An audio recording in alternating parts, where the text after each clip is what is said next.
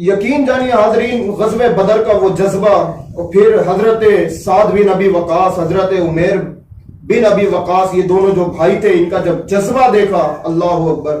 उलमाए किराम फरमाते हैं कि हजरत साद बिन अबी वकास 17 साल के और हजरत उमैर बिन अबी वकास 16 साल। नबी अकरम सल्लल्लाहु अलैहि वसल्लम ने फरमाया, ए उमैर बिन अबी वकास, अभी आप जंग में शिरकत नहीं करें, अभी आपकी उम्र नहीं हुई, आप चले जाएं। अल्लाह अकबर, जज्बा देखें। आज की भी माँ है, एक उस वक्त की भी माँ थी, अपनी औलादों को क्या तरबियत देती थी। जब अल्लाह अकबर हजरत साद बिन अबी वकास के भाई को हुक्म मिला कि वापस चले जाएं, आकर कहते हैं, या रसूल अल्लाह, अगर मैं उम्र में कम हूं, या रसूल अल्लाह, मैं भी लड़ सकता हूं।